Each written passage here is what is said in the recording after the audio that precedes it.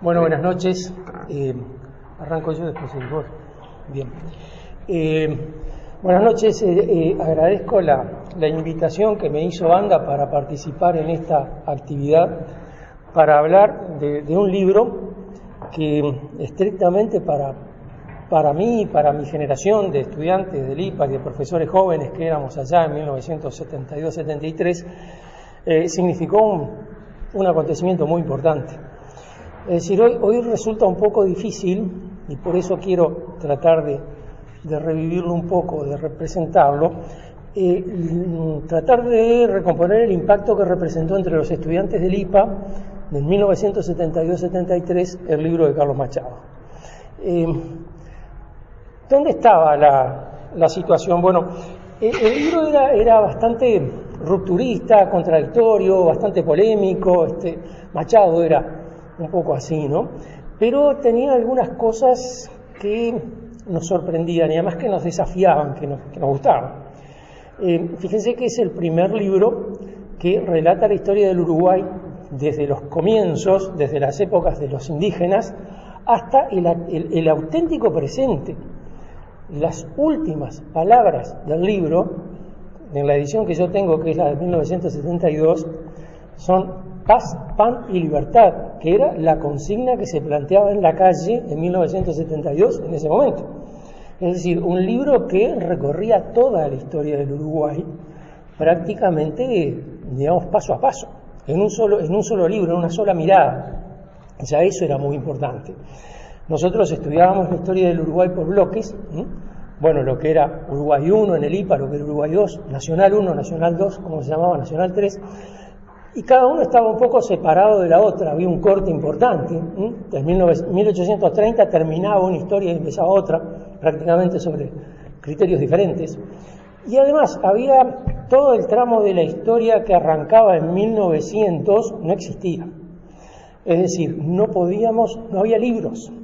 Es increíble, ¿no? En 1971-72, los libros sobre el vallismo o los habían escrito extranjeros, Banger, Lindal, o los habían escrito vallistas, Valle y el vallismo de Hewitt y González Consi, por ejemplo, o los habían escrito algunos críticos muy ácidos del vallismo, como Real de Azúa, por ejemplo, El impulso y su freno, o Martínez Cés, el Uruguay vallista. Esa era la bibliografía que teníamos.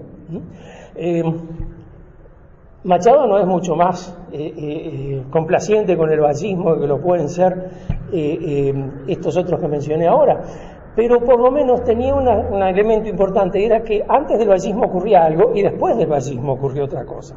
Es decir, el vallismo estaba incluido no como tema de un ensayo en sí mismo, sino como integrando una serie.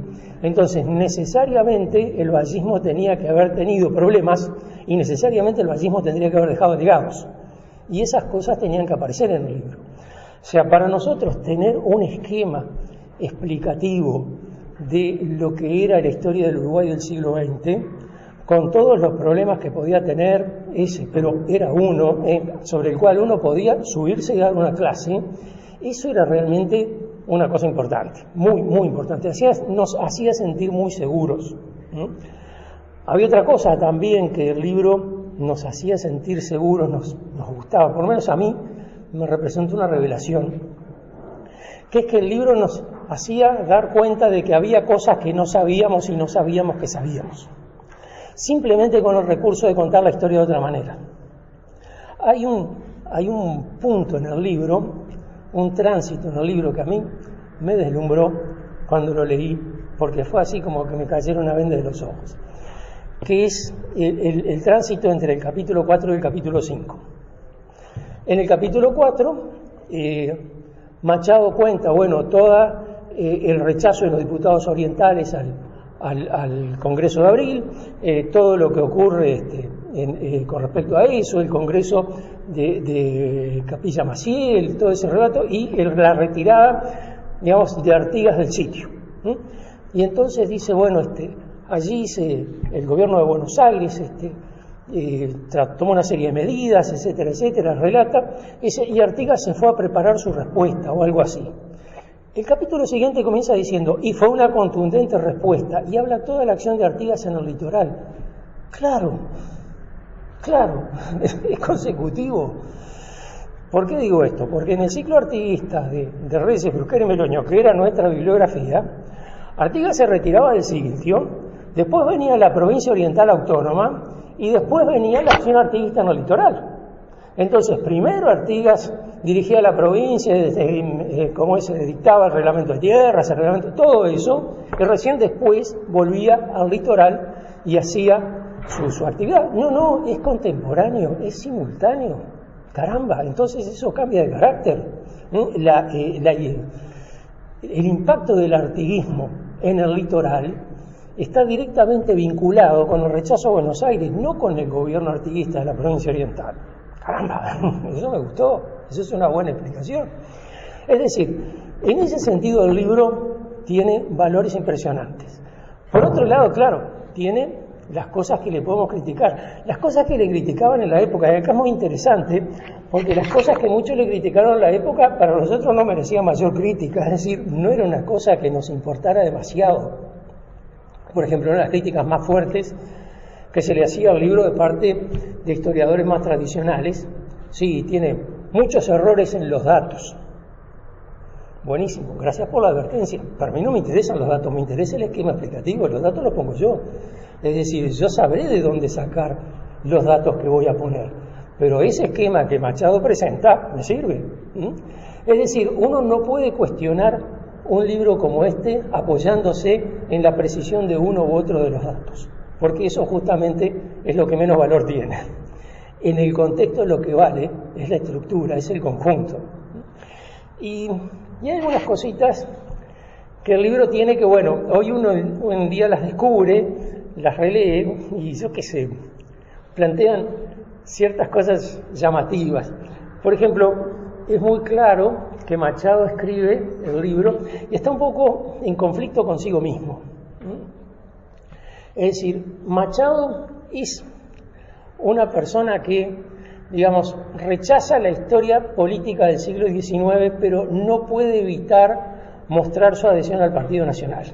Es decir, si Machado hubiera vivido en el siglo XIX, hubiera sido blanco. Y eso se le nota. Es muy interesante. Su inquina por el vallismo es fuerte. No le tiene ninguna simpatía a ninguno de los integrantes de la familia Valle.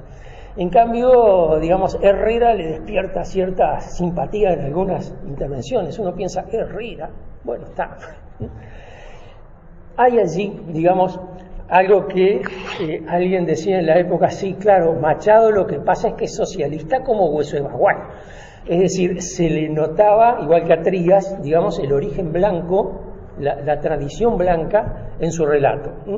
Pero es, digamos, en ese sentido un relato que a pesar de eso uno lo descubre como un relato compartible. Es decir, la mirada que Machado arroja sobre la política del siglo XIX podrá uno no llevársela así por el valor impreso, pero en cambio sí permite hacer una alternativa, un relato alternativo con respecto al que propone Pibel. El que propone Pibel tiene una fuerza institucional impresionante, cualquier cosa que le represente una grieta era bueno, y curiosamente parece más blanco el relato de Carlos Machado que el de Pibel. Pibel tan preocupado con ese interés de mostrar que a la nación la construyen los dos grandes partidos, la institucionalidad del Partido Colorado, la rebeldía del Partido Nacional, que al final se pierden las dos identidades, quedan metidas dentro de una especie de cocina, digamos, no definida. Pero en el libro de Machado, digamos, el hecho de que Machado destaque particularmente algunos aspectos de la acción del Partido Nacional, que en Pibel no aparecen destacados, por ejemplo, digamos, el antiimperialismo, el rechazo a la intervención extranjera que muestra el Partido Nacional, Pibel solo lo destaca en el caso de la Guerra Grande. Pero en todos estos aspectos, digamos, lo que propone Machado no es que sea la verdad, pero es lo que a uno le permite pensar una alternativa y llegar, digamos, a sus propias conclusiones a partir del cuestionamiento de lo que parecía la verdad revelada, que era el libro de Pibel. Hay una segunda cosa que quería señalar, y es que Machado es no solo que es socialista como Hueso Bagual, también es latinoamericano como la garra charrúa. Es decir, tiene un discurso latinoamericanista, pero es terriblemente uruguayo. Y no puede no serlo. Es muy gracioso, digamos, porque uno dice, bueno, prácticamente el primer párrafo del libro, Machado hace una afirmación y a continuación pone una cita de Jorge Abelardo Ramos, en el cual dice algo así como somos argentinos porque no pudimos ser latinoamericanos o no supimos ser latinoamericanos, algo así. Jorge Abelardo Ramos era un autor que en aquella época tenía mucha influencia, peronista de izquierda, neotrotskista, había escrito 2 libros, había escrito 2 veces el mismo libro, que es otra manera de decirlo, uno que se llamaba América Latina, un país, que lo publicó allá por 1948-49, y otro que se llamaba Historia de la Nación Latinoamericana, que lo publicó allí a fines de los 60, que más o menos es lo mismo, más o menos hablaba de la misma cosa. Y claro, Ramos argumentaba con mucha fuerza, con mucha vehemencia, el hecho de que en realidad América Latina estaba destinada a ser un solo Estado, como Brasil, todas las colonias americanas, españolas de América, formarían un solo Estado, y que la acción del imperialismo aliado con las oligarquías locales habían provocado el fraccionamiento que después se vio. Machado comparte esa idea, ¿no? Machado comparte esa idea y la tiene allí al principio de su libro. Pero después uno empieza a leer, y claro, el uruguayismo de Machado le empieza a salir, a pesar de él, ¿no? Todo el relato del libro transcurre dentro del territorio nacional, y es más, transcurre dentro de este espacio de pocas cuadras, es decir, la Plaza Constitución, la Plaza Independencia, el Palacio Legislativo, es decir, ese es más o menos el espacio en el cual se construye cualquier relato de la historia. Los protagonistas son siempre figuras del país. La intervención extranjera solo se verifica, la influencia extranjera solo se verifica a través de influencias o a través de intervenciones. Digamos, pero la idea de que puede existir un espacio, digamos, más amplio que pueda ser, en el cual se pueda explicar el marco de la historia del Uruguay, en el caso de Machado, digamos, se diluye rápidamente, claro, porque lo absorbe el relato. Le dedica como 4 o 5 capítulos a Artigas. Solo algún investigador extranjero que se dedica a estudiar a Artigas le dedica más de un capítulo a Artigas. Es más, nadie le dedica a ninguno, solo un uruguayo habla de Artigas, y Carlos Machado. Y tiene una cosa me causó mucha gracia, cuando habla de el decreto que establece y lo declara traidor a Artigas. Dice un decreto inspirado por Rivadavia y que redactó Nicolás Herrera, y pone entre paréntesis y con signos de admiración, un oriental. ¿Qué importa que sea oriental? Si no, no te importaban los orientales. En realidad lo que te importaba, tendría que haber puesto un latinoamericano, pero si pone un latinoamericano se pierde todo el impacto del efecto. Es decir, el nacionalismo se le transmite por la pluma, a pesar de que él racionalmente intenta rechazarlo. Pero todos esos juegos, digamos, están muy interesantemente imbricados. Uno los puede descubrir, nos puede jugar con él incluso, a ver qué dice Machado en tal momento, en tal otro. ¿Por qué? Porque Machado arma un esquema muy honesto. Es decir, Machado muestra todas las posturas. Él es muy peleador. Él es muy peleador, pelea contra Buenos Aires, pelea contra los colorados en el siglo XIX, pelea contra el Imperio Británico, pelea contra los comunistas. A los catorcistas les llama pachequistas ya desde 1940. No hay problema, está en plena lucha, en plena guerra.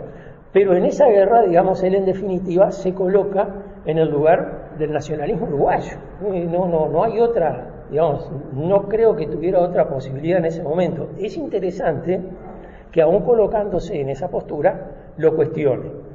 Es decir, más allá de que haya tenido éxito o no, yo creo que nunca podía llegar a tenerlo, pero esa es mi postura personal, pero más allá del hecho de que él escribe en definitiva como un uruguayo, plantea muchas veces cuestiones, argumentos, sesgos explicativos que hacen que ese uruguayismo se vea en cierta forma interpelado. Resulta fortalecido al final y contra su voluntad, pero queda interpelado, queda cuestionado. No va a ser el mismo el que era, digamos, después que uno lee el libro no va a ser el mismo que era antes de empezar a leerlo, pero está allí. Y una última cosa, y te dejo, Gabriel, discúlpame, es el planteo didáctico del libro. El libro es extraordinariamente didáctico, es decir, uno lo mira y en aquella época había que tener cuidado. Yo era practicante, estudiante del IPA, 1972-73, practicante, tenía que dar mis clases, tenía profesores de didáctica allí que los habían puesto ya a la intervención. Tenía que tener cuidado que no se notara que estaba copiando a Carlos Machado. Es decir, tenía que copiarle los argumentos, pero armar la clase de otra manera. ¿Por qué? Porque el esquema de Machado es enormemente didáctico, resume todos sus temas al principio, va de lo general a lo particular, tiene una puntería para poner citas y frases que son impresionantes, que uno tiene que resistir la tentación de citarlas permanentemente, porque si uno cita todas las frases de Carlos Machado, claro que se van a dar cuenta que está citando a Carlos Machado, que es lo que no quería que se mostrara, ni siquiera lo ponías en la bibliografía del libro. Entonces, en ese sentido, digamos, Machado era, ¿cómo les diré?, una ráfaga de aire fresco en aquellos tiempos tan oscuros y tan complicados. Nunca tuve oportunidad de decírselo, conversamos muy pocas veces, pero, digamos, no creo estar saldando tampoco una deuda con él en este momento, pero cuando me invitaron de banda para hablar de este libro, pensé, bueno, es la oportunidad de decir estas cosas que nunca le pude decir. Muchas gracias.